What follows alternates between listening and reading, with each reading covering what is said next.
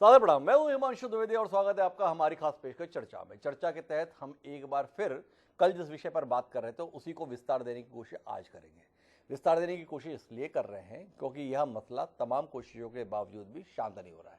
विषय है नुपुर शर्मा। आज से एक हफ्ते पहले तक वो भारतीय जनता पार्टी के सम्माननीय प्रवक्ता थे। नुपुर शर्मा के अगर बैकग्राउंड पर दृष्टि डालें तो एक बेहतरीन एकेडमिक और पॉलिटिकल रिकॉर्ड उनके साथ में है। वह अखिल भारतीय विद्यार्थी परिषद से जुड़ी रही, बहुत ही ब्रिलियंट स्टूडेंट रहीं। उन्होंने लंदन और स्कूल ऑफ इकोनॉमिक्स से लॉ के अंतर्गत डिग्री हासिल की, अर्थात वकील भी हैं।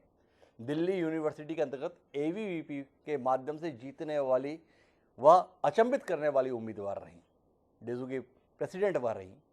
भारतीय जनता पार्टी की ओर से तमाम मुद्दों पर वह खुलकर बोलती थी, किसी को ऐतराज नहीं होता था। 27 मई को भी वह डिबेट में शामिल हुई, एक टीवी डिबेट में। उस डिबेट में जब ज्ञानवापी मस्जिद और मंदिर के संदर्भ में पूरे देश में बहस छिड़ी हुई थी टीवी चैनलों के माध्यम से, तो उसमें उत्तेजित होकर उन्होंने पैगंबर मोहम्मद साहब के संदर्भ में कुछ टिप्पणियां कर दी।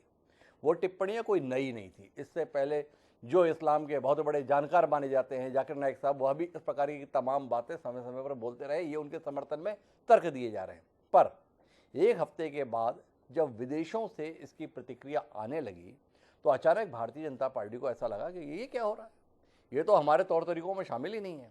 एक बाकायदा press note Bharatiya Janata party के प्रभारी महासचिव की ओर से जारी किया गया, जिसमें बताया गया कि हम तो सभी धर्मों का सम्मान करने वाले लोग हैं। और नुपुर शर्मा और उसके साथ साथ पार्टी की दिल्ली इकाई के आईटी के प्रभारी नवीन जिंदल, दोनों को 6 साल के लिए पार्टी से निलंबित कर दिया गया। और केवल निलंबित नहीं किया गया, उसके संदर्भ में एक शब्द इस्तेमाल किया गया, फ्रिंज, जिसके संदर्भ में कुल मिलाकर अगर आप समझें तो ऐरे गहरे लोगों की बातों को बहुत महत्व नहीं दिया जाना चाहिए। एक राष्ट्रीय पार्टी के राष्ट्रीय प्रवक्ता जो दिल्ली यूनिवर्सिटी की भी अध्यक्ष रही है, वक्त आने पर पार्टी ने कह दिया ऐरा गहरा, ये सवाल है। तो हमारा विषय आज यही है, नूपुर पर भाजपा, बाहर मुश्किल अंदर फजीयत। फजीयत अंदर इसलिए हो रही है कि तमाम लोग पिछले 8 साल से इस देश को ये बताने की कोशिश कर रहे थे कि जो हिंदू हित की बात करेगा वही देश पर राज करेगा का समय आ गया है। हिंदुओं के हितों की बात करने वाली भारतीय जनता पार्टी स्पष्ट बहुमत के साथ देश में सत्तासीन हो चुकी है। अब हिंदुओं को किसी प्रकार के भी डरने की, घबराने की जरूरत नहीं है। हिंदुस्तान हिंदुओं का है, इस प्रकार का एक वातावरण बना। पर 57 इस्लामिक देशों के संगठन ने थोड़ी सी आवाज़ क्या निकाली, हमारे यहाँ पर नींव हिल गई। जिस तरीके से नुपुर शर्मा को बाहर का रास्ता दिखाया गया है, उसके चलते भारतीय जनता पार्टी के अंदर ही एक बड़ा वर्ग ऐसा महसूस कर रहा है कि ये ठीक नहीं हुआ है। वहीं बाहर के संदर्भ में अगर बात करें, देश से बाहर के संदर्भ में, तो कई लोगों की जानें आफत में आ रखी हैं। तमाम इस्लामिक मुल्क भारतीय उत्पादों के बहिष्कार का ऐलान कर रहे हैं। 28-30 लाख की आबादी वाला कतर महाशक्ति बन चुके भारत के राजदूत को तलब करता है और उसको बाकायदा माफ़ी मांगने के संदर्भ में अधिकार पत्र थमा देता है।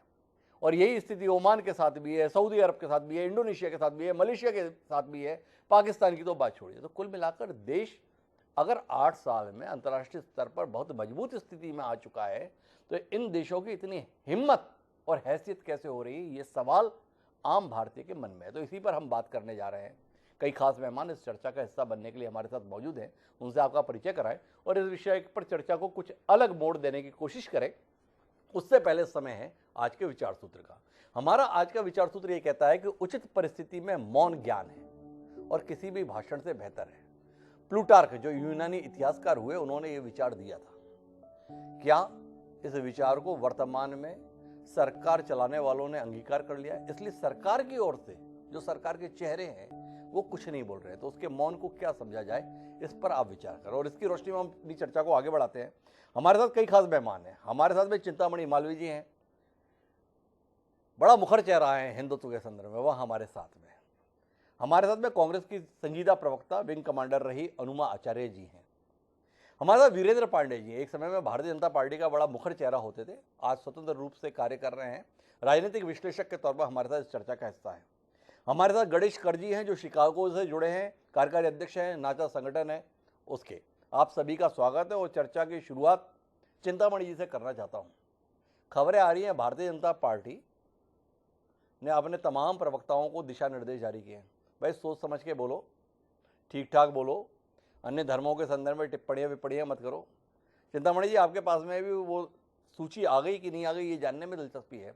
और निजी तौर पर आपसे जानना चाहते हैं, नुपुर शर्मा ने वाकई इतना बड़ा गुनाह किया जिस तरीके की फजीयत उनकी की जा रही है, और देश ने 8 साल में यही हासिल किया कि ये 28-30 लाख की आबादी वाली देश हमारे राजदूतों को तलब कर रहे हैं, हड़का रहे हैं, और हम उनके कहे अनुसार करने के लिए कदम बढ़ा रहे हैं। थोड़ा विचित्र सा लग रहा है। आप जैसा मुखर प्रवक्ता, हिंदुत्व का पैरोकार हमारे साथ इस कार्यक्रम में है, थोड़ा हौसला दीजिए हम लोगों को। बड़ा डरा डरा सा महसूस कर रहे हैं हम। देखिए, कई बार कहा जाता है कि एक बड़ा अच्छा शेर है कि मसलहत आमेज होते हैं सियासत के कदम, तू न समझेगा सियासत तू अभी इंसान है जी तो राजनीति परत दर परत होती है जी और एक निर्णय को केवल उस निर्णय के परिप्रेक्ष्य में ही समझना, जी मुझे लगता है कि इस बहुत ही कॉम्प्लिकेटेड राजनीति में जिसका विस्तार विदेशों तक हो गया हो, जी तो उसको केवल ऐसा क्यों वैसा क्यों ये करना अब मेरे ख्याल से उचित नहीं है। जी पार्टी ने निर्णय लिया है जी और पार्टी ने निर्णय बहुत सारे आयामों को देख करके, बहुत सारे पक्षों को देख करके लिया होगा। और पार्टी ने जो सैद्धांतिक रूप से बात रखी है कि हम सभी धर्मों का समान आदर करते हैं, तो ये हमारी सैद्धांतिक पृष्ठभूमि भी है, यही हमारा दार्शनिक आधार भी है कि हम सर्वधर्म समभाव में विश्वास रखते हैं। तुष्टीकरण किसी का नहीं, लेकिन समभाव, सभी धर्मों का आदर, वही पार्टी ने करने का काम किया है। और खैर नुपुर जी का हुआ है तो पार्टी विचार करेगी। पार्टी ने विचार कहाँ किया चिंतामणि जी, यही तो जानना चाहते हैं। पार्टी ने तो सीधे निर्णय सुना दिया, कोई अपील नहीं हुई, कोई सुनवाई नहीं हुई, नुपुर शर्मा का पक्ष नहीं जाना गया। अब आप जैसा विद्वान हमारे साथ में है, आपसे जानना चाहता हूँ कि नुपुर शर्मा ने ऐसा बोल क्या दिया था जिसके संदर्भ में आपको लगता है कि ये गलत बोला गया और इसलिए कार्रवाई सही है? देखिए, नुपुर शर्मा का सवाल नहीं है, ये केवल एक पार्टी का प्रवक्ता बोल दे और पूरे देश में हैवोक होने लगे, ये वस्तुतः एक पैन इस्लामिज्म की सोची समझी रणनीति है। यही बात को जब जाकिर नाइक कहते हैं तो कोई विवाद नहीं होता। यही बात जो तमाम उनकी किताबों में है तो कोई विवाद नहीं होता। ये इंटरनेट पर हर जगह दिखाई देगी यही बात, और यही सत्यांश भी है। उन्होंने इससे इनकार भी नहीं किया कि ये गलत है या ये अनुचित है या ये अनैतिक है। उनका तो है कि इस पे बोल क्यों दिया। तो इसका मतलब ये है कि नुपुर शर्मा के माध्यम से जो पूरी हमारे यहाँ जो अराष्ट्रीय शक्तियां हैं, जिनके पीछे कई चेहरे हैं, जो एक बहुत बड़ी योजना पर काम कर रही हो, नुपुर के विषय में हम बात करेंगे तो हम कहीं ना कहीं इस पूरे विषय को ऊपर ही बात करेंगे। ये विषय मैं तो बड़े गहराई में जाने की कोशिश कर रहा हूँ चिंतामणि जी, और इसीलिए आपसे सवाल कर रहा हूँ। आप स्वयं बोल रहे हैं कि ये बहुत बड़ी साजिश है, और ऐसी साजिश के आगे घुटने टेक दिए आपने नुपुर शर्मा को पार्टी से बाहर का रास्ता निकाल दिया, ठीक वैसे ही जैसे दूध से मक्खी निकाली जाती है। जिन इस्लामिक कट्टरता के खिलाफ आप इतने मुखर हुआ करते थे, वो 57 देशों का संगठन किस प्रकार की भाषा बोल रहा है और आप उनके कहे अनुसार काम करने लगे। थोड़ा विचित्र सा लग रहा है। बाहर क्या लग रहा है वो तो एक विषय ही है, लेकिन आपसे ये जानना चाहता हूं कि जिन इस्लामिक संगठनों को पैगंबर मोहम्मद साहब के संदर्भ में गुस्ताखी लगी, भाजपा प्रवक्ता की एक टीवी चैनल में कही हुई बात, इस देश की दमदार हुकूमत ने सवाल क्यों नहीं किया? इस देश में इतनी मंदिरों को तोड़ के मस्जिद बनाई गई, उसको लेकर इन्होंने कोई शर्मिंदगी क्यों नहीं महसूस की? एक टिप्पणी इतनी आपत्तिजनक लग रही है, और इस देश ने 1000 साल तक जिन जातियों को भोगा है उसके संदर्भ में कोई बात करने की हिम्मत हमारी सरकार ने क्यों नहीं की? समझना चाहता हूं चिंतामणि जी, आप लगातार हमारे कार्यक्रम में बड़ा मुखर रहते हैं, बड़ी वेदना है मुझे आपकी चुप्पी को लेकर और आपकी पार्टी की चुप्पी को लेकर। आपकी वेदना जायज है, मुझे खुशी हुई कि कम से कम आपको इन विषयों पे वेदना है, लेकिन फिर भी मैं ये कहना चाहता हूं कि अगर ऐसा हुआ है तो उसके पीछे पर्याप्त सोची समझी रणनीति के तहत हुआ है। वो अगर निर्णय यही उचित था, सैद्धांतिक रूप से और व्यवहारिक रूप से हो गया है, और मुझे लगता है कि इस विषय का अब अवसान हो जाना चाहिए। ये विषय कुछ बचा नहीं। कुल मिलाकर नुपुर शर्मा की गर्दन काट दी गई है राजनीतिक रूप से, और इसको साथ ही विषय का अवसान हो जाना चाहिए।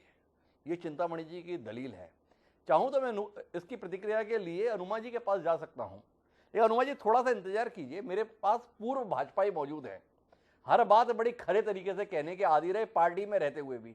अभी तो सहूलियत पार्टी से बाहर है।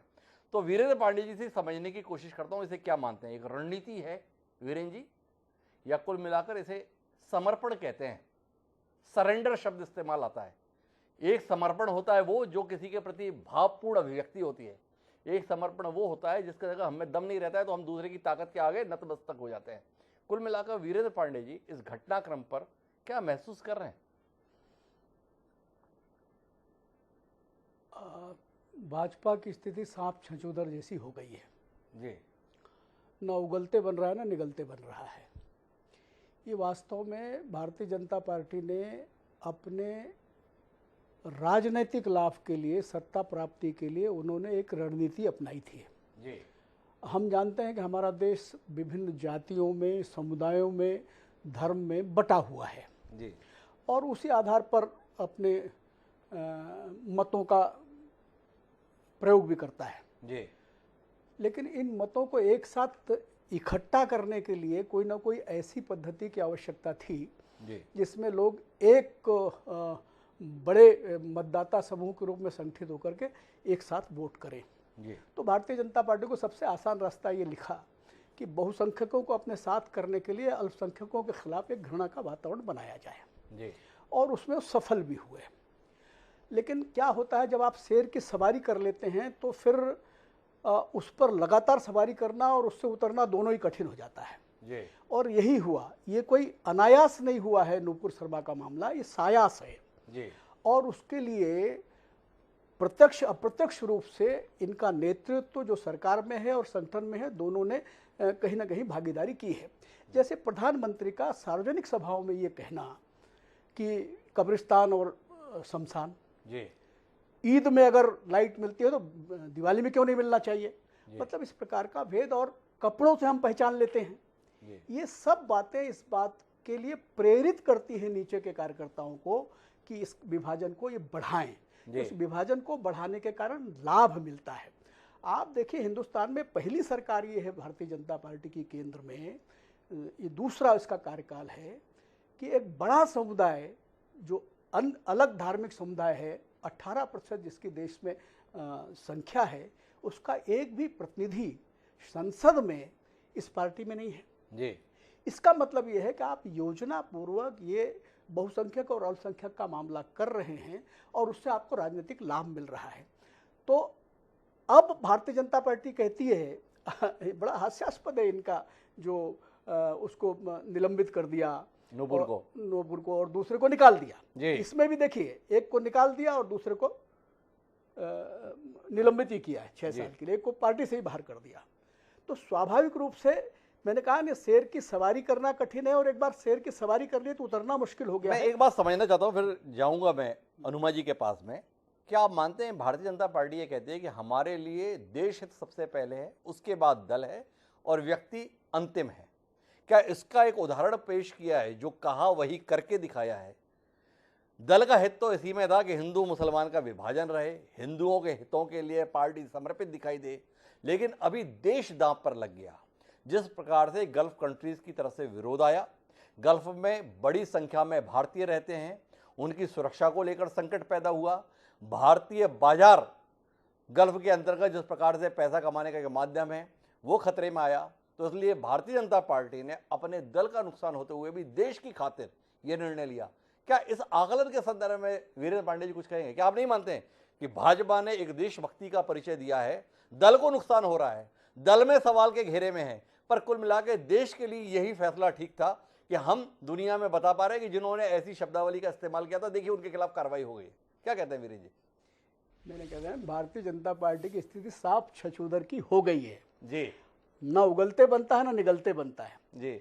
ये कह रहे हैं, ये 27 मई की घटना है जी। 27 मई के बाद ये महिला कई बार अन्य चैनलों में फिर गई है जी। तब तक भाजपा को ये समझ में नहीं आ रहा था जी। ये दल हित इनके लिए सबसे ज्यादा महत्वपूर्ण है, देश हित महत्वपूर्ण नहीं है। इसलिए एक और चीज इनके लिए महत्वपूर्ण है, वो है इनके जो सर्वमान्य नेता है उनकी छवि का मामला जी।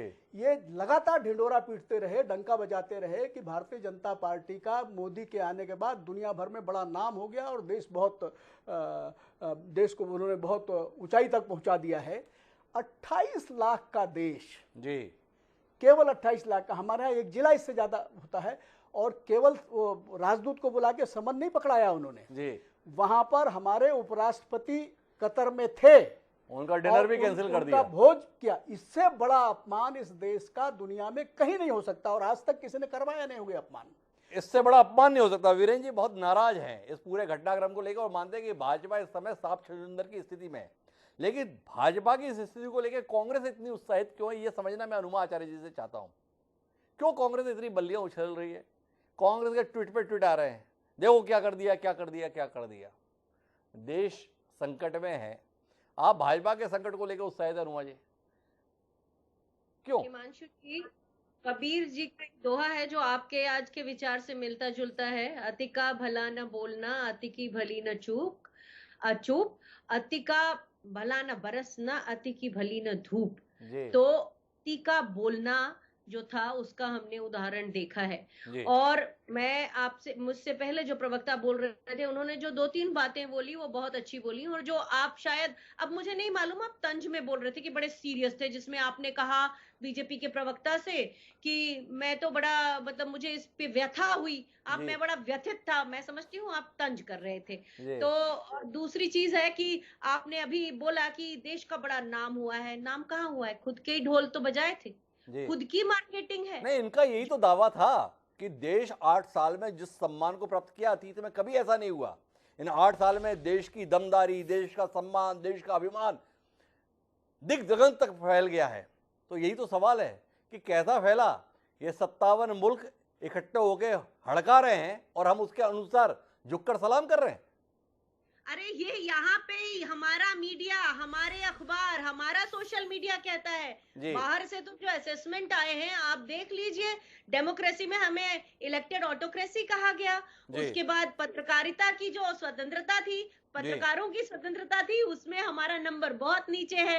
हंगर इंडेक्स में हम नीचे हैं, यहाँ तक कि हम जीडीपी में भी बहुत नीचे हैं।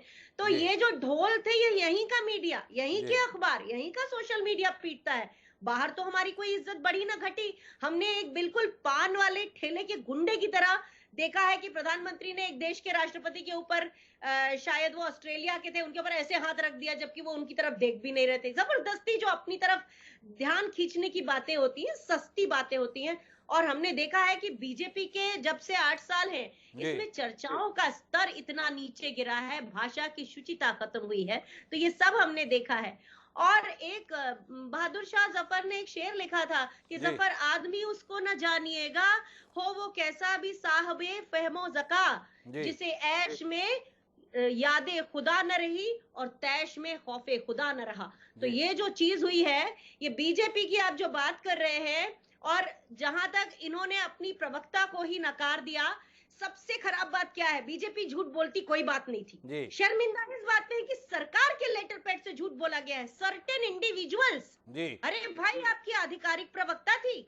और वैसे तो ये बहुत सारे सांप्रदायिक मुद्दे लाते हैं, उनके नए नए विषय निकालते हैं, मीडिया से बोलते हैं इन पे बहस कराओ। आज मैंने देखा बीजेपी के प्रवक्ता बड़ी जल्दी बहस को समेटना चाह रहे थे कि ये तो मौका, ये तो खत्म ही हो गया मुद्दा, इस पे क्या बात करनी है। तो इस पे क्यों नहीं बात करनी है? तो ये बात है कि इस देश में जो चर्चाओं का स्तर है, भाषा का स्तर है, प्रधानमंत्री बोलते हैं दीदी हो दीदी, इस तरह से किस तरह से बात की जाती है। ये देश में, हमने इस देश में सीखा है, हमारी संस्कृति में सीखा है कि भाषा अच्छी बोली जानी चाहिए, लेकिन किसी की कोई कीमत नहीं है। हमारे कांग्रेस की अध्यक्षा और अध्यक्ष को बार बार जिन शब्दों से बुलाया जाता है, ऐसी शुरुआत कहाँ हुई थी? प्रधानमंत्री ने ये सिखाया है कि हम अपने पहले वाले प्रधानमंत्रियों को गालियां दे सकते हैं, उनके बारे में अलग अलग भ्रांतियां फैला सकते हैं।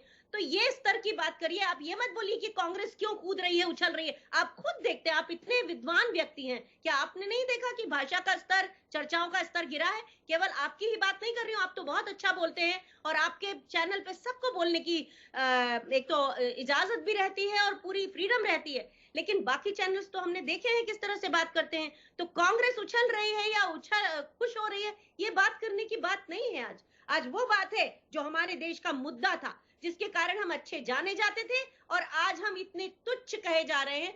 जो हेकड़ी दिखाना, कभी भी कोई परिपक्वता होती है वो हेकड़ी नहीं दिखाती। हमारे देश का पूरा जो एक तरह से अभी लोगों के सामने इंप्रेशन जाता है, इमेज जाती, अपरिपक्व, तुच्छ, हेकड़ीबाज, क्या बात है ये? हम दूसरों का कहना है कि 8 साल में जिस प्रकार की भाषा का इस्तेमाल किया गया, जो तौर तरीका अपनाया गया, ये उसका नतीजा है।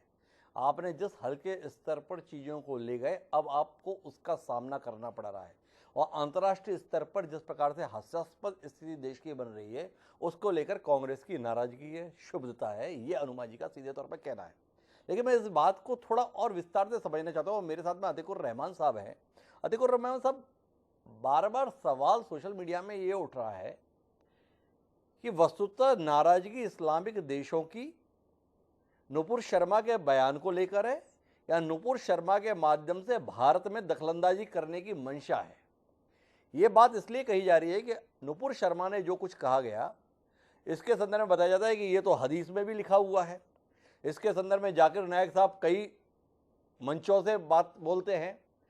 तो नुपुर शर्मा ने ऐसा बोल क्या दिया जिसके कारण से लोगों को लगा कि पैगंबर साहब का बड़ा अपमान हो गया और अंतर्राष्ट्रीय स्तर पर इसकी प्रतिक्रिया ऐसी है। आप जैसा विद्वान व्यक्ति हमारे साथ में है, थोड़ा इसमें तथ्यात्मक स्थिति आप स्पष्ट करेंगे कि नुपुर शर्मा के कहे में आपत्तिजनक क्या था, और जो ये दलील दी जा रही है कि तमाम इस्लामिक विद्वान पहले भी ये बात बताते रहे और किताबों में भी ऐसा लिखा है, कुरान के संदर्भ में भी, हदीस के संदर्भ में भी, थोड़ा इसमें तथ्यात्मक स्पष्टता आपके माध्यम से आए हमारे दर्शकों के लिए। जी डॉक्टर साहब, थोड़ा सा आपका सवाल पेचीदा है। मैं कोशिश करता हूं मेरी जो भी हैसियत है एज ए इस्लामिक रिसर्चर इस पर जवाब देने की। जी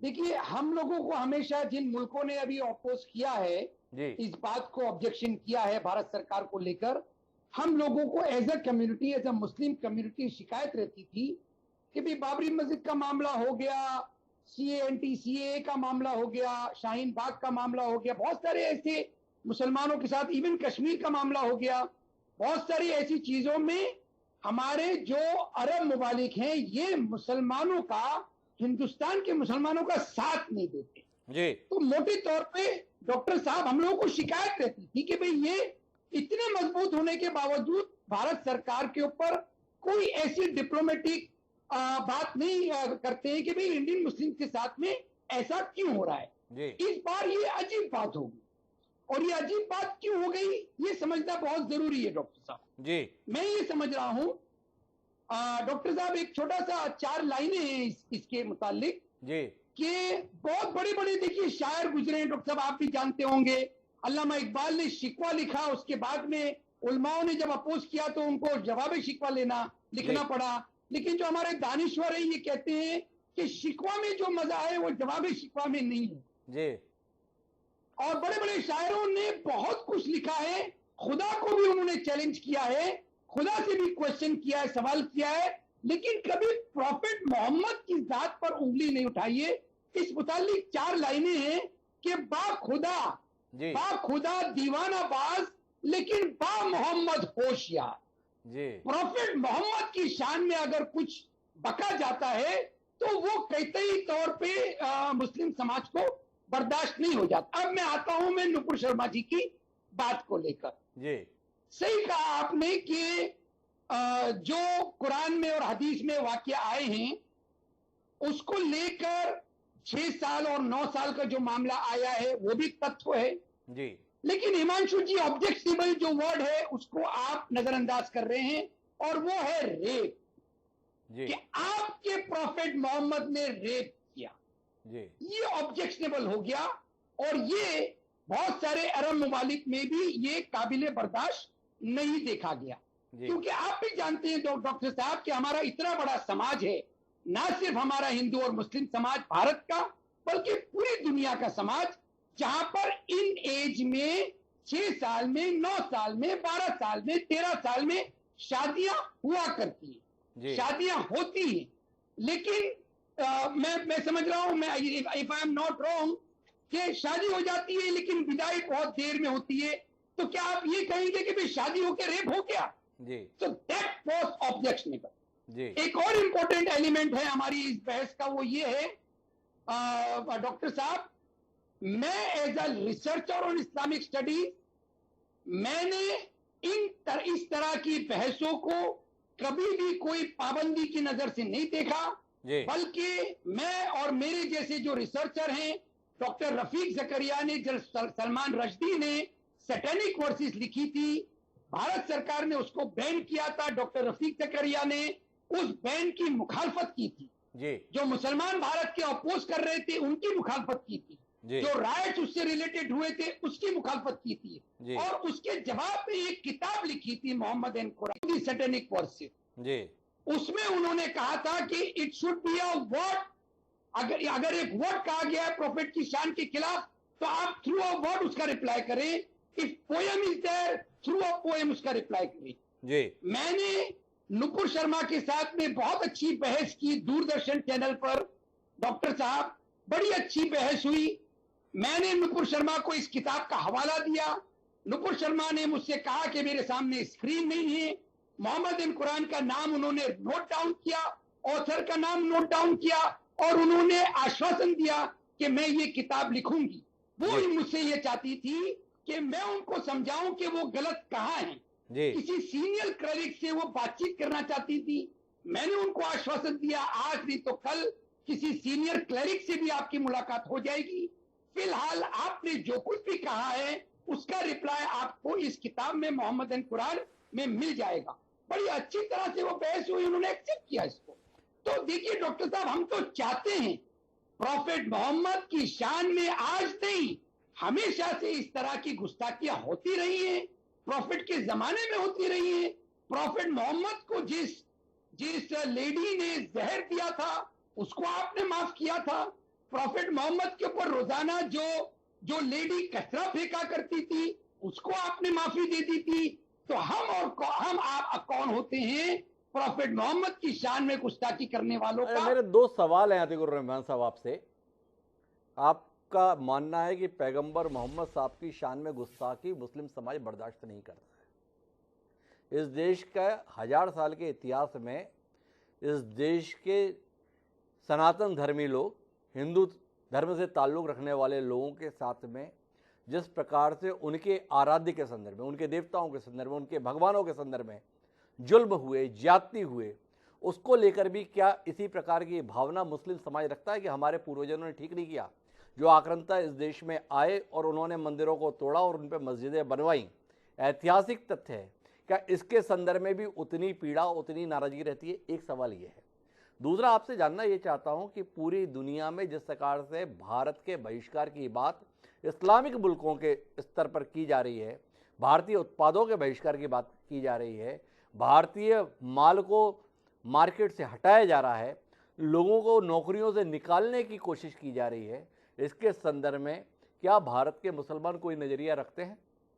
कैसे जायज़ मानते हैं? एक राजनीतिक दल के प्रवक्ता की कही गई बात क्या इस देश के प्रधानमंत्री की बात हो गई? क्या इस देश के प्रधानमंत्री ने उसको पुष्टि कर दी? थोड़ा इन दोनों विषयों के संदर्भ में आपकी टिप्पणी। फिर मैं गणेश कर जी के पास चलूंगा जो काफ़ी देर से हमारे साथ जुड़े हुए हैं शिकागो से। सकता हूँ मेरी जो भी हैसियत है उस मुतालिक जी।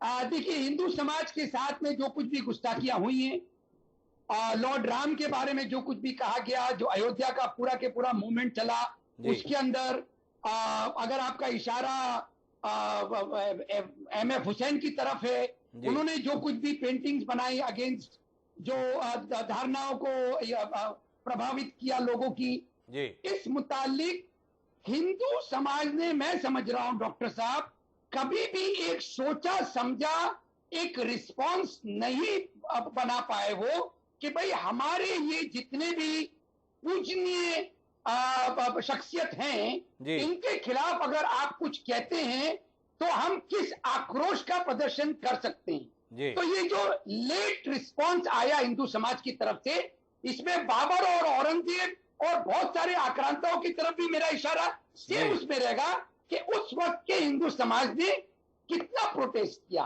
क्यों नहीं किया। इसमें अल बैरूनी अपनी किताब में लिखते हैं डॉक्टर साहब कि क्योंकि आक्रांताओं ने, मुस्लिम आक्रांताओं ने क्यों हिम्मत की भारत पे हमला करने की? इस वजह से कि भारत का पूरा हमारा समाज वर्ण सिस्टम में बांटा गया था। ब्राह्मण टॉप पे थे, क्षत्रियों को सिर्फ हथियार उठाने का इख्तियार था, बाकी तो रौंदे जाते थे। जब उन्होंने देखा कि हथियार उठाने वाला तो कोई है ही नहीं भारत में, तो उन्होंने हिम्मत की और हमारे मंदिरों पे हमला किया। ये मेरी समझ है, मेरी रीडिंग है, मैं किसी को आघात नहीं पहुंचाना चाहता हूं अपने वक्तव्य से। दूसरी इंपॉर्टेंट बात यह है डॉक्टर साहब आपने मुझसे पूछा कि क्या एक फ्रिंज एलिमेंट का जी जैसे कि बीजेपी ने कहा, जी बहुत सारे लोग उस पर एग्री नहीं कर रहे हैं, जी क्या ये पूरे के पूरे अरब देशों के लिए क्या ये मुमकिन है? क्या ये अच्छी बात है कि वो पूरा के पूरे भारत देश के प्रोडक्ट्स को बॉयकॉट करें, हमारे एम्प्लॉइज को निकालें? मैं इस पूरी की पूरी सोच के खिलाफ हूं। बसाते खुद मैंने जैसा कहा कि प्रॉफेट मोहम्मद के ऊपर किसी भी तरह का हमला एज अ रिसर्चर मैं इनवाइट करता हूं, क्योंकि इसका रिस्पॉन्स देने का अगर मौका मिले तो सही बात सामने आएगी कि प्रॉफेट मोहम्मद के खिलाफ कोई वक्तव्य ब्लास्फेमी नहीं है। कुरान में अल्लाह ताला ब्लास्फेमी सिर्फ अपने मुतालिक इस्तेमाल करता है, जब अल्लाह की जात के साथ में किसी और जात को जोड़ा जाए, that is blasphemy. Otherwise prophet Mohammed के साथ में अगर कोई गुस्ताखी हुई है, उसका सही जवाब देना मैं अपना कर्तव्य रहमान साहब हमेशा तार्किक बात करते हैं। उन्होंने जो बात कही है वो चिंतामणि जी के लिए विचार का विषय होना चाहिए, वीरेंद्र पांडे जी के लिए भी होना चाहिए कि जिस समय पर ये मंदिर तोड़े गए थे उस समय पर यहाँ बैठा हुआ हिंदू समाज जो अपने पुरुषार्थ के इतने गीत लिखा हुआ है वो क्या कर रहा था, विचार का विषय होना चाहिए। लेकिन मैं गणेशकर जी आपसे अंतर्राष्ट्रीय प्रतिक्रिया के लिए जाना चाहता हूँ। इस देश में एक वातावरण ये बना 8 साल के दौरान, और ये सत्तारूढ़ दल के द्वारा बताया गया कि 2014 से पहले अंतर्राष्ट्रीय स्तर पर भारत की ना तो कोई छवि थी, ना भारत का कोई सम्मान था, ना भारत का कोई स्थान था। लेकिन अब लोग हिंदुस्तान के संदर्भ में सम्मान के साथ, भय के साथ बात करते हैं, क्योंकि उन्हें पता है कि भारत की ताकत क्या है। पर यह भरोसा इस समय खतरे में है, क्योंकि 28-30 लाख की आबादी वाले देश हमको डिक्टेट करने की कोशिश कर रहे हैं और हम उनकी बातों को मानने के लिए कहीं ना कहीं बाध्य भी हो रहे हैं। तो आप एक अंतर्राष्ट्रीय संस्था का प्रतिनिधित्व इस कार्यक्रम में कर रहे हैं, आपसे समझना चाहता हूं वस्तु स्थिति क्या है। जी हिमांशु जी, मैं भारत का रेपुटेशन पहले भी अच्छा था। भारत एक बहुत ही पावरफुल कंट्री पहले भी माना जाता था और आज भी माना जाता है, और ये एक व्यक्तिगत स्टेटमेंट था। It was not from the government of India. और जो भी हमारे राजदूत हैं, उसके बाद एक्सटर्नल अफेयर मिनिस्ट्री से भी जो स्टेटमेंट आया था कि ये जो है व्यक्तिगत एक पार्टी का नेशनल प्रवक्ता का स्टेटमेंट था। इसमें भारत का रेपुटेशन और इस पर्टिकुलर स्टेटमेंट के बेस पे अगर आप ये कोई कंट्री ये भारत का रेपुटेशन को खराब करना चाहता है तो ये बहुत ही खराब चीज़ है। और दूसरी बात है कि हम लोग ये बोलते हैं कि छोटा सा कंट्री है मिडिल ईस्ट। देखिए, कंट्री कोई छोटा नहीं होता। आप अगर हम डेवलपमेंट की बात करते हैं तो हमको सारे कंट्री के साथ अच्छे रिलेशन रखना है, चाहे कंट्री छोटा हो बड़ा हो। अगर हम आज यूएई का बात करें तो सिर्फ मिडिल ईस्ट में 75 लाख भारतीय रहते हैं वहाँ पर, और अगर सिर्फ मैं यूएई का बात करूं तो 80 बिलियन का ट्रेड होता है, और टोटल मिडिल ईस्ट में देखा जाए तो 200 बिलियन डॉलर से ज्यादा का ट्रेड होता है। तो एक बहुत अच्छा एक रिलेशन है हमारा मिडिल ईस्ट कंट्री के साथ। और इस टाइप का जो स्टेटमेंट आता है, अगर कोई भी धर्म से रिलेटेड, किसी भी धर्म, चाहे वो हिंदू हो, मुसलमान हो, क्रिश्चियन हो, अगर किसी के अगेंस्ट भी कुछ भी स्टेटमेंट आता है तो कोई भी कंट्री उसके अगेंस्ट में रिएक्ट कर सकता है। और रिएक्ट करने के बहुत सारे जरिया होते हैं, जैसे कि आपने एम्बेसडर को बुलाया, भारत राजदूत को अगर आप बुला कोई कंसर्न रेज करते हो तो उसमें there is nothing wrong. But हाँ, बायकॉट करना और इंडियन कम्युनिटी को जॉब से निकालना, those thing is not good. वो सारी चीजें नहीं होनी चाहिए। और बाकी हम लोग को यही सोचना है कि क्योंकि जो एनआरआईज कम्युनिटी है दे आर वेरी की कंट्रीब्यूटर फॉर इंडियन इकोनॉमी, और अभी जैसे कि इन्फ्लेशन भी बहुत ज्यादा बढ़ गया है, इस टाइम पे किसी भी कंट्री से आर्गुमेंट करना, अब जैसे हम लोग बोलते हैं कि ऑर्गेनाइजेशन ऑफ इस्लामिक कॉर्पोरेशन में 57 जो कंट्रीज हैं उन्होंने निर्णय लिया कि ये गलत है, इसको ठीक है। देखिए, हम ये जानते हैं कि कुछ कंट्री ऐसे हैं जो कि इंडिया का रेपुटेशन वर्ल्ड लेवल पे खराब कर रहे हैं, and this is the opportunity for them. अगर आप रूलिंग पार्टी का कोई नेशनल प्रवक्ता इस टाइप का अगर स्टेटमेंट देता है तो कोई भी कंट्री इसको अपॉर्चुनिटी द्वारा यूज करके इंडिया के ऊपर में डिप्लोमेटिक प्रेशर बना सकता है। That is what happened here. तो इसलिए हमको यही देखना है कि जो अभी जो डिसीजन लिया गया, जैसे कि बैन किया गया, उनको पार्टी से निकाला गया, this is all the BJP internal decision. But Bharat सरकार का इसमें, पर मैं गणेशकर जी आपसे ये समझना चाहता हूँ, क्या अंतर्राष्ट्रीय स्तर पर भाजपा को ही भारत मान लिया गया है? भारतीय जनता पार्टी इस देश का एक राजनीतिक दल है उसकी तमाम प्रवक्ताओं में से एक अनुपूर शर्मा है, उसने कुछ कहा ऐसा मान लिया गया जैसे देश के प्रधानमंत्री या राष्ट्रपति ने कोई बयान दे दिया। तो आपसे समझना चाहता हूं, क्या भारतीय जनता पार्टी अंतर्राष्ट्रीय स्तर पर अपनी पहचान इस कदर बना ले गई है कि भाजपा के एक अदद प्रवक्ता की कही गई बात पूरे देश की बात के तौर पर मान्य हो गई है? थोड़ा इस पर भी तो दृष्टि दीजिए। जी जी, ये चीज आप सही प्रश्न पूछे हिमांशु जी। डेफिनेटली नहीं, क्योंकि कोई व्यक्तिगत निर्णय से भारत के रेपुटेशन और भारत का स्टेटमेंट और देश का स्टेटमेंट नहीं माना जा सकता है। और दूसरी बात है कि देखिए, अगर हम लोग ये बोलते हैं 8 साल में मोदी जी के बहुत सारे भारत के बाहर में दौरा हुआ है, और ये सारे जो पर्सनल रिलेशनशिप जो है एक भारत सरकार का और बाकी कंट्री के साथ बहुत अच्छा संबंध बने हैं, और उस संबंध के अगर संबंध बनाने के अगर हम लोग इकोनॉमी डेवलपमेंट का बात करते हैं, हम लोग इन्वेस्टमेंट का बात करते हैं, मेक इट इंडिया का बात करते हैं, तो ये सारे चीजें जो आपके एक पार्टी के नेशनल प्रवक्ता से अगर कोई स्टेटमेंट इस टाइप का आता है, तो डेफिनेटली कोई भी मोदी जी को फोन करके बोल सकते हैं, मोदी जी आप क्या बात कर रहे हैं, आपके वहां पर हमारे धर्म के लिए रिस्पेक्ट नहीं है। तो ये सारी चीजें जो है आपके रिलेशन, कोई भी एक एनआरआई भी किसी को भी कोई भी मिनिस्टर या फिर एम्बेसडर में बात करके, इवन दो मुस्लिम संगठन जो यहाँ पर है, they can raise the voice, because जब भी कोई धर्म से रिलेटेड बात होता है तो कहीं पर भी कोई भी उस विषय में किसी भी राजदूत से या फिर भारत के किसी भी डिप्लोमेट किसी भी व्यक्ति से बात करते हैं। लेकिन मैं इसको वापस चिंतामणि जी के पास ले जाना चाहता हूँ। चिंतामणि जी, आपकी दमदारी पर सवाल खड़े हो गए। आप बताते रहे हम लोगों को कि देखो दम इसे कहते हैं, और अब उस दम को खोज रहे हैं। कहाँ गई वो दमदारी, कहाँ गई वो खुददारी, क्यों आ गई ऐसी लाचारी? कुछ उत्तर तो दीजिए ना चिंतामणि जी, खोज पा रहे आप इन सवालों के उत्तर? बहुत सारे जवाब जो है वो भविष्य दे देगा, अभी सारे जवाब आज ही देना जरूरी है। लेकिन मैं कुछ हमारी बहन जो है क्या शर्मा जी, उनको जरूर अनुमा आचार्य जी हैं, उनका नाम विंग कमांडर रही हैं, पुरानी फौजी हैं।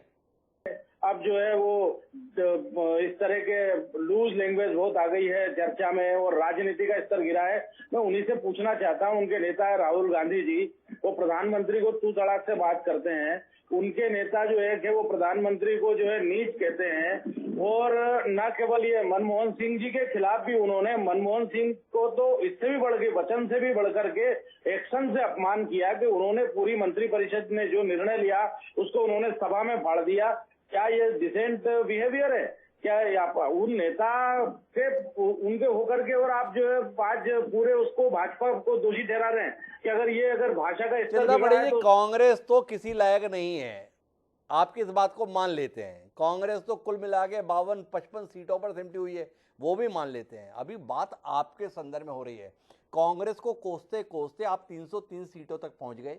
देश को आपने बताया कि देखिए अब अंतर्राष्ट्रीय पटल पर किसी की हिम्मत नहीं है भारत को आग दिखा जाए, और हम अचंभित हैं। अरे अमेरिका आग दिखाता बात समझ में आती, रशिया दिखाता समझ में आती, चीन दिखाता समझ में आती। जिन लोगों की जातियों के खिलाफ आप लड़ने की, जूझने की और खोया हुआ सम्मान वापस दिलाने की बात कर रहे थे, वो खुलेआम हमको हड़का रहे हैं चिंतामणि जी, और आप उसके बाद में कांग्रेस से सवाल कर रहे हैं। सवालों के घेरे में आप हैं, सवालों के दायरे में आप हैं। आपके कदम को लेकर आपकी पार्टी के लोग खोज रहे हैं कि इसके उत्तर क्या दें। चिंतामणि जी खोज पाए नुपुर शर्मा का गुनाह क्या? नुपुर शर्मा के साथ खड़ा कौन? आप भी नहीं खड़े हैं तो कौन खड़ा होगा? उसी पर मैं आ रहा हूँ। नुपुर शर्मा के साथ पूरी पार्टी खड़ी है। जो निर्णय हुआ, बहुत सारी चीजें भविष्य में के गर्त में है, वो आएगा जो भी होगा। दूसरा ये है कि मैं अतीकुर रहमान साहब से ये कहना चाहूंगा कि क्या मोहम्मद साहब का चरित्र इतना कमजोर है कि उस पर चर्चा भी नहीं की जा सकती? क्यों इतना कमजोर चरित्र है? मैंने कहा कि ये चारवाकों का देश है, जहां वेदों को पागलों का प्रलाप कहा है, जहां ईश्वर के खिलाफ अनेक तरह की बातें कही, और उन्होंने इस देश में किसी की हत्या नहीं की, किसी की गर्दन नहीं काटी, उन्हें ऋषि कहा है इस देश में। आप उस देश में रहते हैं, और ये ब्लास्फेमी चलती होगी पाकिस्तान में, और वहां यहाँ नहीं, यहाँ तो हमेशा हमारा पूरा दर्शन तार्किक डिबेट पर टिका हुआ है। हमारा पूरा विकास तर्क और उसके काटने पर ही, जितना भी हमारा जो ज्ञान है, यहाँ का ज्ञान विज्ञान है, वो एक बात कहने और उसके काटने पर टिका हुआ है। तो फिर जाके चिंतामणि जी, इतना गौरवशाली इतिहास हमारे देश का है, हम तो तर्क पर बात करने वाले लोग हैं, तो फिर आपसे सवाल है, नुपुर शर्मा ने जो बोला उसमें बहस होने के स्थान पे उन्हें पार्टी ने बाहर का रास्ता क्यों दिखा दिया? दोनों बात में विरोधाभास है। आप बता रहे हैं कि इस देश का इतिहास क्या रहा है, हमारे देश की संस्कृति क्या रही है, चारवाक की बात को भी सुनने के लिए हमारा देश तैयार रहा है। उस देश ने, नुपुर शर्मा ने एक डिबेट में 4 शब्द क्या निकाल दिए, आपने निकाल बाहर किया 6 साल के लिए, वो भी। क्या बोलते हैं आप? ये अगर असहिष्णुता है तो ये जो पैन इस्लामिज्म है, जो किसी भी बात को कोई इसमें तो इतनी बड़ी बात थी नहीं कि इतने सारे देश बोलेंगे, इतने सारे देश उसमें, और जो मुस्लिम संगठन है सभी देशों का OIC वो इसमें बोलेगा। भाई इतना बड़ा विषय क्यों हुआ, जबकि इसी बात को जाकिर नाइक 1000 बार कह चुके हैं, तमाम बार मुस्लिम विद्वान कह चुके हैं, खुद अतीकुर रहमान ने इनकार नहीं किया इससे कि हाँ ऐसा है। तो भाई चिंतामणि जी वो तो बात सारी ठीक है, इतने मुल्क के लोग खड़े हो गए, तो यही तो पूछ रहा हूँ, हमारी दमदार सरकार का क्या हुआ? हमारी दमदार सरकार ने एक देश की नहीं बल्कि दुनिया के सबसे बड़े राजनीतिक दल, मेरी बात को थोड़ा गंभीरता से लीजिएगा चिंतामणि जी, आप ये बताते हैं, आपकी पार्टी के तमाम जिम्मेदार नेता बताते हैं कि भारतीय जनता पार्टी अब केवल इस भारत का सबसे बड़ा राजनीतिक दल नहीं है, अपने करोड़ों समर्पित कार्यकर्ताओं के बलबूते पर अब भारतीय जनता पार्टी दुनिया का सबसे बड़ा राजनीतिक दल है। उस दुनिया के सबसे बड़े राजनीतिक दल की जिम्मेदार प्रवक्ता के संदर्भ में इस देश की सरकार लिख रही है फ्रिंज एलिमेंट, यानी ऐरे गहरे लोगों की बात पर ध्यान देने की जरूरत नहीं। मैं आपसे जानना चाहता हूं कि आप कितना अपमानित महसूस कर रहे हैं अपने दुनिया के सबसे बड़े राजनीतिक दल के संदर्भ में ऐरा गहरा शब्द इस्तेमाल किए जाने को लेकर। चिंतामणि जी, केवल इतना सवाल है मेरा, आपका खुददारी, आपका आत्मसम्मान, आपका स्वाभिमान कितना आहत हुआ है इस स्टेटमेंट को देखकर?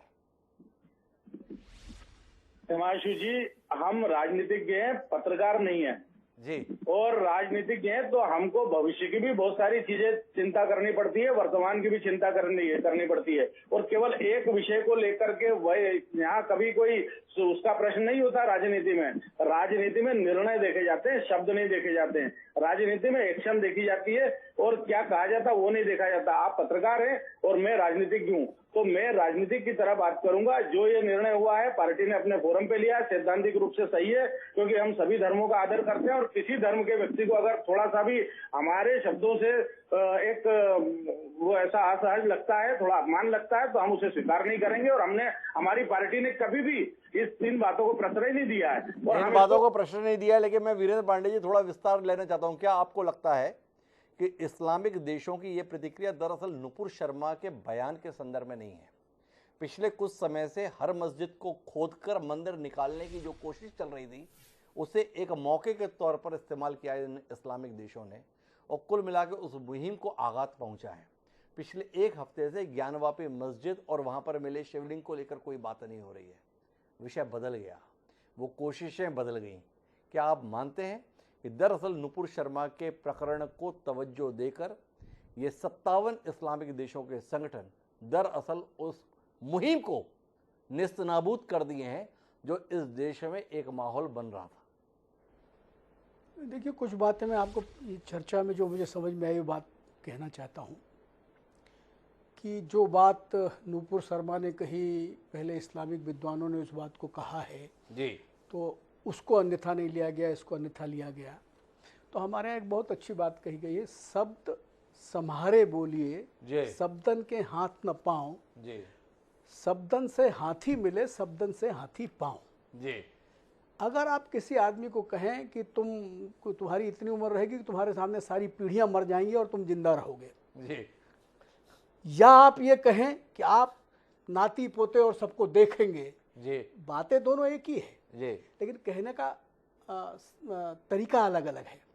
तो किसी भी प्रकार के, जैसा उन्होंने अतीकुर रहमान ने कहा कि भाई विमर्श हमारे यहाँ हमेशा रहा है, जो चिंतामणि जी ने भी कहा कि हमने एक भिन्न विचार रखने वाले चारवाक को, जो आम भारत का विचार था, उससे एकदम अलग बात कही, उसके बाद भी उसको हमने ऋषि का दर्जा किया। उसने एक नए प्रकार का विचार दिया जी, एक ऋषि का दर्जा दिया उन्होंने, यद्यपि उसकी बात से सहमत नहीं थे जी। तो इसलिए हमारे यहाँ विचार विमर्श, वाद विवाद की परंपरा थी। हम कहते भी थे वादे वादे जायते तत्व बोधा जी, मतलब विचार विमर्श से सब निकलता है। आपने जो दूसरी बात कही, क्या ये इस्लामिक देश 57 देश जो हैं, इन देशों ने ये जो भारत में चल रहा है मंदिर मस्जिद वाला मामला, उसको हटाने के लिए सब कुछ किया। मुझे लगता है थोड़ी बहुत ऐसी कुछ देशों की बात है जो हमसे बैर रखते हैं, जिसमें पाकिस्तान है, तुर्की है,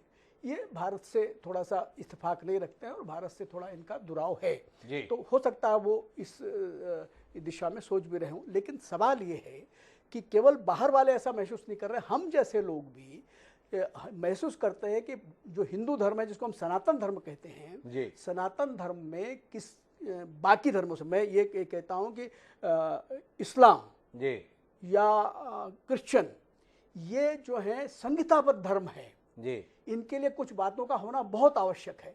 एक, उनका कोई ना कोई पैगंबर होगा, उनकी एक कोई पवित्र किताब होगी, उनका कोई एक पूजा स्थल होगा, उनका एक दिन निश्चित होगा। तो इसके कारण ये धर्म इससे बाहर नहीं निकल पाते, जबकि भारत में जो सनातन धर्म है वो एकदम अलग बात है, वो विचारों को आमंत्रित करता है। वो ये कहते हैं कि हमारा ही रास्ता सही है, ये कहते हैं कि आपका भी रास्ता सही है, हमारा भी रास्ता सही, पहुंचना वहीं पर है। ये जो विचारों का फर्क है, हम जो इस समय कर रहे हैं भारत में, वो हम उनकी तरह बनना चाहते हैं। हम उनको अपनी तरह नहीं बना पा रहे हैं, वो उनकी तरह हम बनना चाहते हैं। इसलिए ये जो विरोधाभास पैदा हो रहा है, इसमें से ये इस प्रकार के कहना चाहिए कि संघर्ष पैदा होंगे। ये दिखाई पड़ रहा है, कुछ इसका फायदा भी उठा रहे हैं।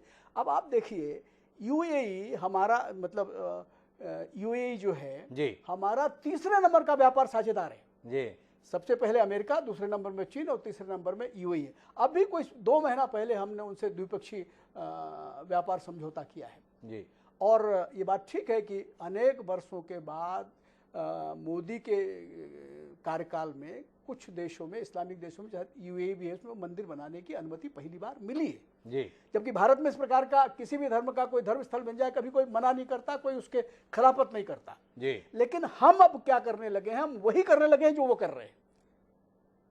तो गड़बड़ियां पैदा हो रही हैं और वो उनको बाहर के देशों को लगता है, नहीं, हमको भी ये लगने लगा है कि हम इस देश में जिस रास्ते पर इस देश को लेकर जा रहे हैं वो भारत का रास्ता नहीं है। वो भारत का रास्ता नहीं है। लेकिन मैं अनुमा आचार्य जी, अब वर्तमान को ना लेते हुए भविष्य को लेकर बात करना चाहता हूँ। क्या आपको लगता है कि ये घटनाक्रम भारत के संदर्भ में भविष्य में एक नई राजनीति को जन्म देगा?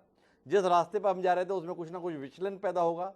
इसने कहीं ना कहीं देश के सत्तारूढ़ दल को डिफेंसिव किया है, कहीं ना कहीं उन्हें रीथिंक करने के लिए, पुनर्विचार करने के लिए बाध्य किया है। आज जिस तरीके से भारतीय जनता पार्टी ने अपने तमाम प्रवक्ताओं के संदर्भ में दिशा निर्देश जारी किए हैं, क्या आपको लगता है देश की आबोहवा कुछ बदलेगी? हिमांशु जी, आपके सवाल का जवाब दूंगी, लेकिन आपका ध्यान थोड़ा आकर्षित करना चाहूंगी कि आपने जब हमारे एनआरआई दोस्त से बात करी थी तो ये कहा कि बीजेपी अपनी पहचान इतनी बना ले गई कि उसी को देश समझ लिया। ऐसा नहीं है, घड़ा भर गया था। रोज हर रोज एक अलग अलग कहानी। कभी आप 80-20 की बात करते हैं, कभी आप शमशान कब्रिस्तान करते हैं, कभी आप कपड़ों के रंग से पहचानते हैं, कभी आप हिजाब करते हैं, हलाल करते हैं, फिर आप बुलडोजर शुरुआत में तो उसी एक तबके के ऊपर चला देते हैं। तो आप क्या समझते हैं बाहर के देश देखते नहीं है? अल जजीरा जैसी रिपोर्टिंग कोई करता है? सब देखते हैं बाहर। तो मेरा यह कहना है कि कोई भारत की पहचान भारतीय जनता पार्टी से नहीं है, उसने तो सिर्फ हमें शर्मिंदा किया है। और एक चीज और है कि सरकार ने, पहली बार मैंने देखा कि सरकार के दस्तावेजों में इस बात को बहुत ध्यान से सुनिएगा, मेरे लिए ये बहुत बड़ी बात है, फौजी हूं देश की, मेरे लिए जब अशोक चिन्ह होता है उस पर लिखकर अगर हम झूठ बोल दें तो उसको हम क्या मानेंगे? सर्टेन इंडिविजुअल्स लिख दें, उसको क्या मानेंगे? वो बात भी देखिए। और जब हमको वही देश सर्वोच्च नागरिक सम्मान देते हैं तो हम तो बड़े ऐंठ के चले जाते हैं लेने के लिए, और आज वो हमको दूसरी बात बता रहे तो हमें प्रॉब्लम है। अब ऐसा तो नहीं है कि भारत कोई एकल एंटाइटी है, हम एक विश्व में रहते हैं, सभी देशों के साथ हमारे अलग अलग तरह के आचार व्यवहार हैं, आदान प्रदान है, किसी के साथ एक्सपोर्ट इंपोर्ट का है, कहीं सामरिक आयुध आते हैं हमारे, कहीं से हम सांस्कृतिक चर्चाएं करते हैं, कहीं से हम स्पिरिचुअलिज्म को भी शेयर करते हैं। तो अकेले तो हम हैं नहीं।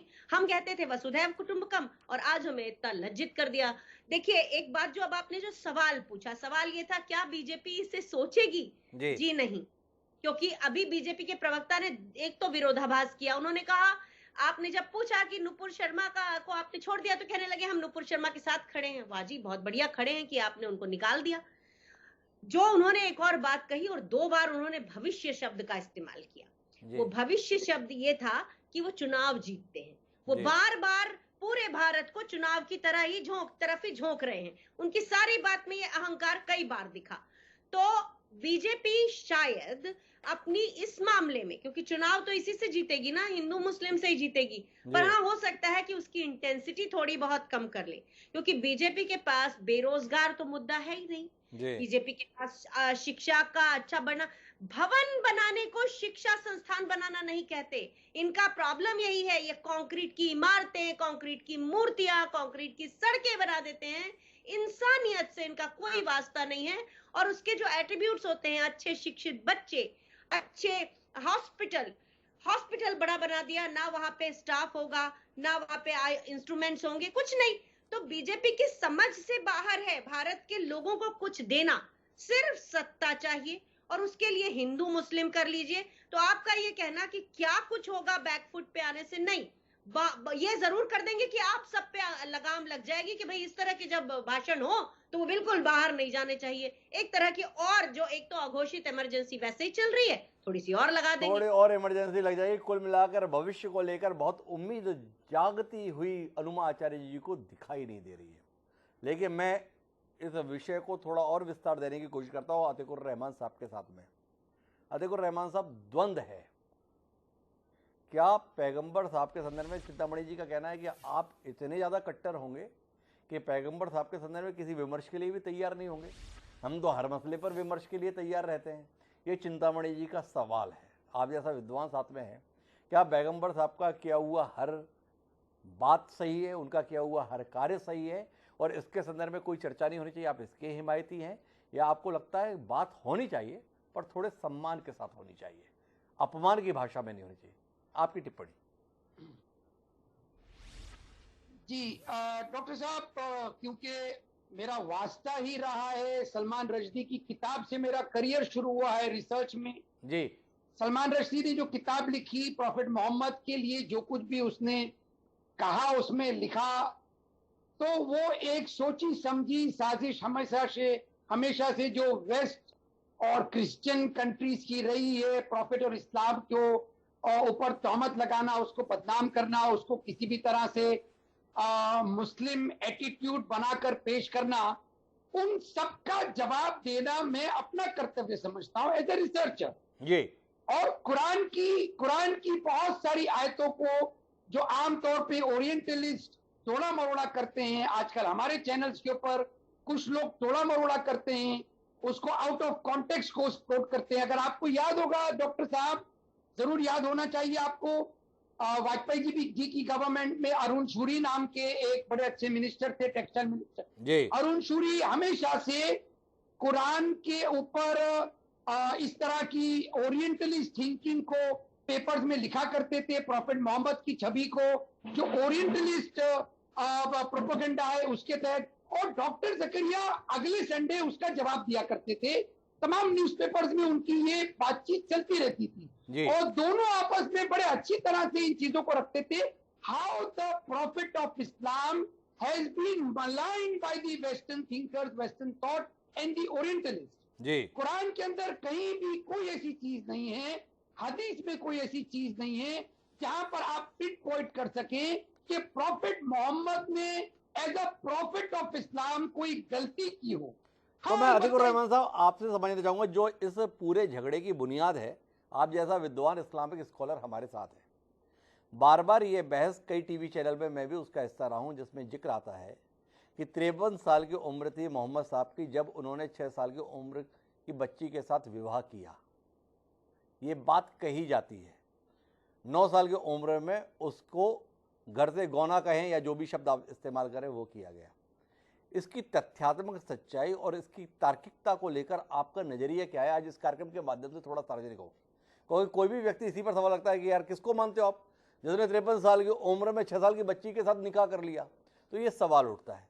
आप जैसा विद्वान हमारे साथ में है, थोड़ा तथ्य के साथ में इस तथ्य को आप रखें।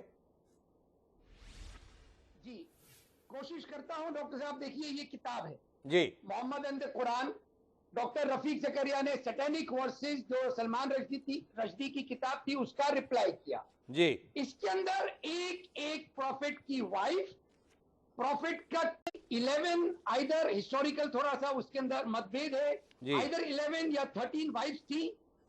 सिर्फ बीबी खतीजा और जो फर्स्ट वाइफ थी प्रॉफिट मोहम्मद की जी, उससे रिलेटेड और तमाम वाइफ से रिलेटेड ये बात बहुत कॉमन तरीके से डॉक्टर जकरिया ने समझाई है कि प्रॉफिट मोहम्मद की जो वाइफ थी एक या दो को छोड़कर प्रॉफिट मोहम्मद ने जितनी भी शादियां की 11 या 13 उसमें वहां के जो कस्टमरी रिचुअल्स थे जी, जब वॉर हुआ करती थी उस वॉर के अंदर जो एस्टेब्लिश्ड वहां की ट्राइब्स थी जी, उन ट्राइबल चीफ्स की वाइफ कभी कभी या उनकी बेटियां कभी कभी आपकी अमानत में आ जाती थी, मुस्लिम कम्युनिटी की अमानत में आ जाती थी। तो कस्टमरी ट्रेडिशन ये था कि सिर्फ उस ट्राइब का यानी अब प्रॉफिट मोहम्मद की ट्राइब का चीफ उनसे विवाह कर सकता है, शादी कर सकता है। किसी निचले तबके की ट्राइब की वो वाइफ नहीं बन सकती है, बेटी नहीं बन सकती है जी। इस ट्रेडिशन को कायम करते हुए प्रॉफिट मोहम्मद ने ये 11 या 13 वाइफ के साथ में निकाह किया जी। जो ये 53 जो एज है ये मुझे भी थोड़ा सा क्रॉस चेक करना पड़ेगा, माफी चाहता हूं मैं आपसे और आपके दर्शकों से कि ये एज को मुझे क्रॉस चेक करना पड़ेगा कि ये एज क्या थी प्रॉफिट मोहम्मद की और ये 6 साल का जो ये है दुविधा ये मुझे भी दूर करना पड़ेगी, इसको क्रॉस चेक मैं कर तो कुल मिला के कहीं ना कहीं अधिक रोमांस सबको भी लगता है कि इस विषय पर थोड़ा और शोध की जरूरत है। कोई 6 साल की उम्र में विवाह के संदर्भ में सवाल है, कभी मौका आएगा तो उस पर बात करेंगे। लेकिन कुछ हस्तक्षेप चिंतामणि जी करने जा रहे हैं, एक बार चिंतामणि जी की बात सुनते हैं और बातचीत को अंजाम तक पहुंचाते हैं। जी चिंतामणि जी। मैं तो यही कहना चाहता हूँ अतीकुर रहमान साहब से, उस बिल्कुल प्रिमिटिव, उस बिल्कुल जंगली और आदिम अवस्था के कुछ नियमों को लेकर के आप इस विकसित देश को, इस विकसित दुनिया को जिसमें कंप्यूटर है, जिसमें मोबाइल है, जिसमें तमाम चीजें हैं, क्यों खराब करने में लगे हैं। वो 1400 साल पहले जो हुआ उसे छोड़िए, उससे प्रेरित मत होइए, आगे चलिए, छोड़िए। वो जो शर्ट 1400 साल पहले पहनी थी आपने, अब बहुत हो गई, अब तो उसके कारण अगर दुनिया में चिंतामणि जी आप 1400 साल पुरानी शर्ट को उतार देना चाहते हैं और खुद के संदर्भ में 5000, 10,000, 20,000, 50,000, 1 लाख साल पुरानी शर्टों को पहने रखना चाहते हैं। यही तो द्वंद्व है, यही तो विरोध है, इसी को लेकर टकराव है। अपने आप को बेहतर बताने की कोशिश करने के लिए जरूरी नहीं है कि दूसरे को आप छोटा बताएं, अपनी लकीर बड़ा कीजिए। कुल मिलाकर जिस कबीलाई संस्कृति की आप बात कर रहे हैं और अपने महान धर्म की जो बात कर रहे हैं, इस पूरी दुनिया में एक देश ऐसा नहीं है जिसका राज धर्म हिंदू हो या सनातन धर्म हो, और जिस धर्म को आप खारिज कर रहे हैं उसके 57 इस्लामिक देश एक आवाज बनकर आपसे सवाल जवाब कर रहे हैं। विचार कीजिएगा चिंतामणि जी, अपने हौसले को लेकर और अपनी हिम्मत को लेकर। बहरहाल महत्वपूर्ण बात यह है कि कुल मिलाकर इस देश को इस धार्मिक विवाद से बाहर निकलना चाहिए। इस देश के सम्मुख और बहुत सी समस्याएं हैं जिनके समाधान खोजने की जरूरत है। उम्मीद करते हैं कि ये विवाद अब शीघ्र समाप्ति की ओर रुख लेगा और मस्जिद और मंदिर के झगड़े से बाहर निकलकर हमें इस 135 करोड़ देश के लोगों की मूलभूत समस्याओं के संदर्भ में कुछ बात कर पाएंगे। आप सभी मेहमानों का बहुत बहुत धन्यवाद इस चर्चा का हिस्सा बनने के लिए। समय है अब आज के शेर का। हमारा आज का शेर कहता है कि तुमने जब से बोलना छोड़ा है मेरे अंदर एक शोर रहता है। तुमने जब से बोलना छोड़ा है मेरे अंदर एक शोर रहता है, जो खुद को भी ठगता है मुझ में ऐसा एक चोर रहता है। अंतरा ने जो एक शेर लिखा है इस पर विचार कीजिएगा और विचार करने के बाद अगर कुछ समझ में आए तो उस पर अमल भी कीजिएगा। बहरहाल अब मुझे दीजिए इजाजत, कल फिर मिलेंगे नए विषय के साथ, तब तक के लिए सादा प्रणाम।